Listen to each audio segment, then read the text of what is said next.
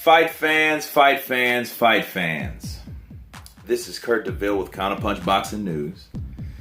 And I want to talk to you about the fight that happened last night. I saw the fight live.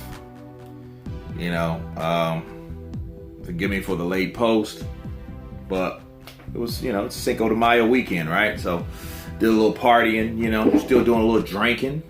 Purple haze in full effect. And man, I just want to discuss what happened last night. Chavez made weight. That was something that was encouraging,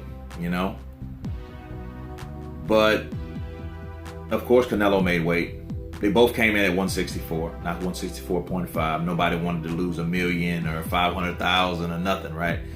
So they each came, shaved off that 0.5% of weight that was required for this bout. But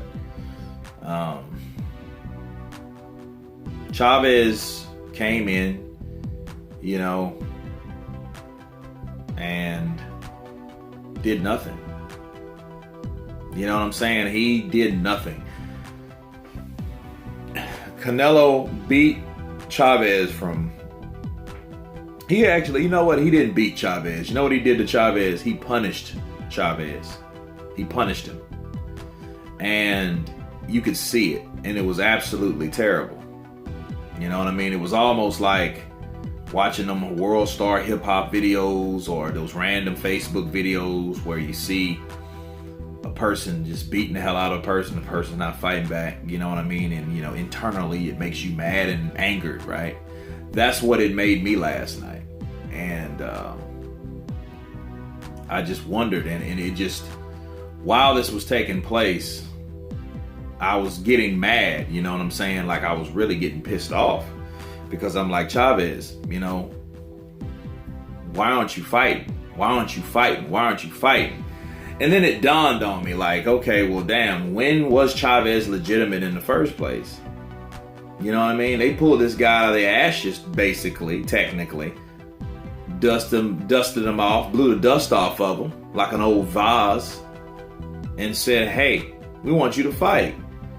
And I think that was unfair for Chavez Jr. because, I don't think he was ready. I don't think he would be, I don't think he would have beat Canelo anyway, but he wouldn't have lost by this amount. But you'll never know because it's just a different classification of fighter, at this point of Chavez Jr.'s career. So let me give him credit. If he was more than a hype job or just more than a name, Canelo Alvarez damn near beat the name out of this kid. You know what I'm saying? He'd put a whooping on him. Chavez Jr. should change his name to something else. Miguel Chavez. Just cut the fucking Junior. You know what I mean? But, he was a sacrificial lamb. They knew he wasn't in a condition to even beat Canelo, but I didn't think it was going to be this way. He beat the shit out of that guy. You know what I mean? He did, and it properly showcased Canelo like De La Hoya intended it. The handlers of Canelo are quite clever. De La Hoya knows what he's doing. De La Hoya didn't want Canelo in there with Golovkin while Golovkin had that aura of invincibility. You know what I mean? He wanted to wait till he got a little older. It's perfect right now. Perfect example. Look at De La Hoya Chavez, right? Chavez was missing a couple steps. He fought everybody at that point. He fought Camacho. He drawed with Whitaker. He fought Mildred Taylor twice. And then Frankie Randall, it was the first guy that dropped him. So, and then there was De La Hoya. You see what I'm saying? So, De La Hoya knew instinctively from his own career, he mirrored what he was trying to do, and he wanted to pour it into this kid, and he's doing a great job. It was no way that De La Hoya was going to fight Chavez when Chavez was whooping all these guys. You know what I'm saying? That wasn't going to happen. So, I'm going to tell you perfectly the reason why.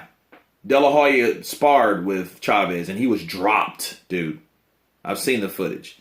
Matter of fact, I'll put it in the description box, you know what I mean, and show you how De La Hoya, and De La Hoya still did a good job. He was still able to counter and land. He was quick. He was sharp. He was fast. He was hungry. He was young. But the power that Chavez had with the speed that he still possessed, he couldn't do anything with Chavez as far as power.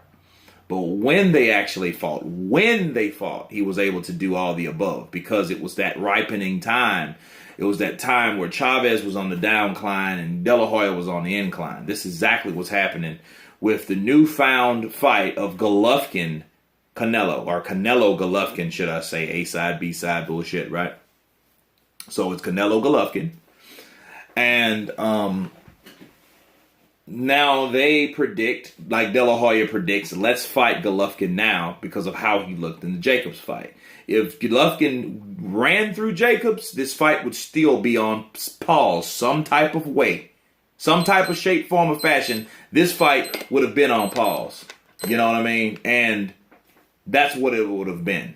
But since Golovkin looked beatable, Golovkin looked like he'd missed a step, Golovkin's 35 years old, Golovkin didn't knock out his last opponent like he did all the other opponents before that, right? It's time to take on Golovkin now.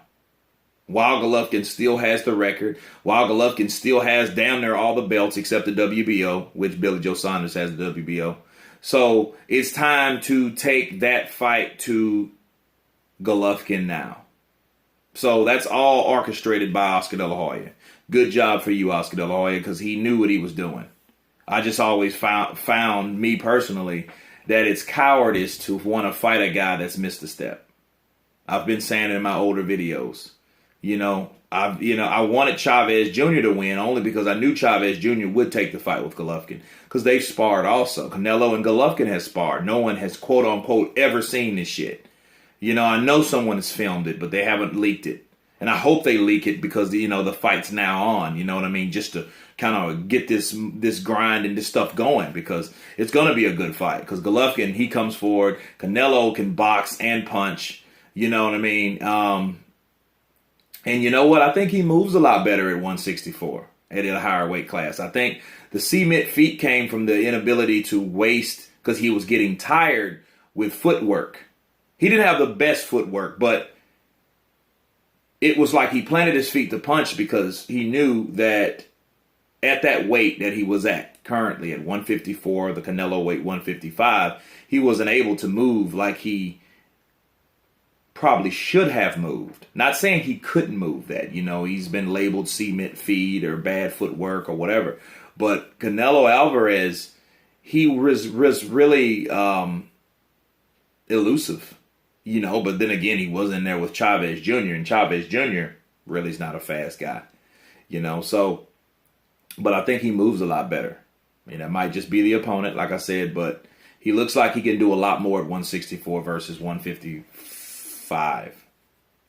So, I think he was limited, I think his skills were limited at 155.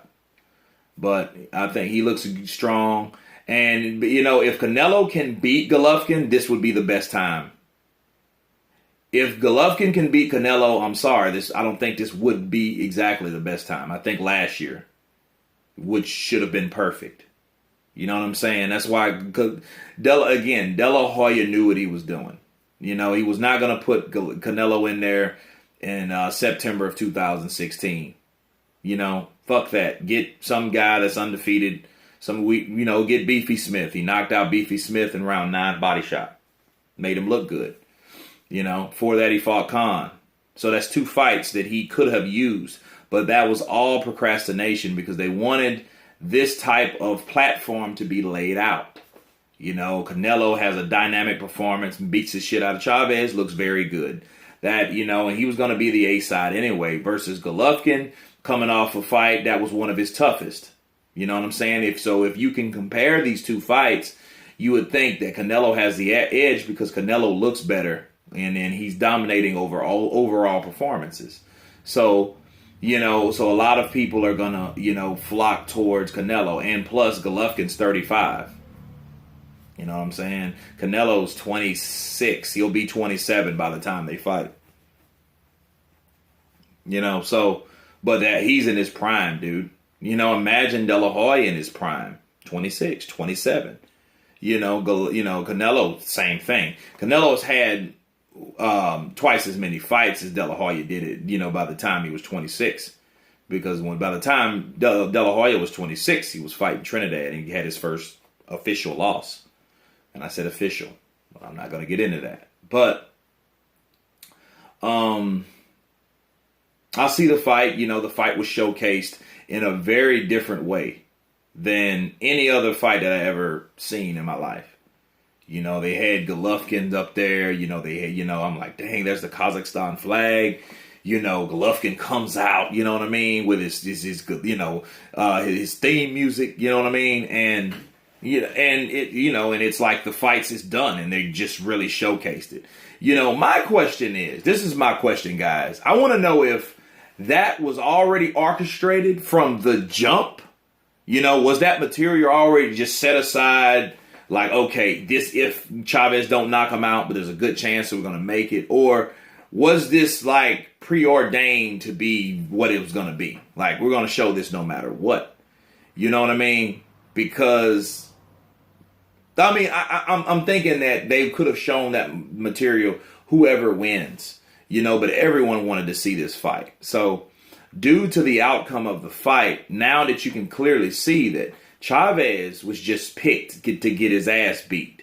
He looked like Angulo. The only difference is they didn't stop the Angulo fight. Angulo at least tried to fight. He just didn't have the skills or the punching power to hurt Canelo Alvarez. But Chavez didn't even try. So that made me think, dude, if you didn't even try, shit, at least the Sergio Martinez fight, he at least tried. He threw some punches. He couldn't do that against Canelo. Too sound, too tight, his punch placement was just awesome.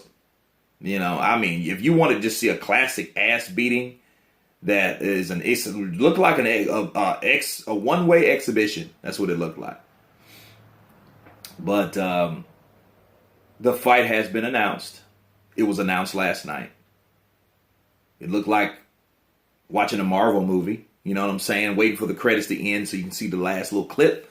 That's what it was. That was the last little clip of that fight. You know what I'm saying? What's to come? And what's to come is Canelo Golovkin. And, I can't wait to see it.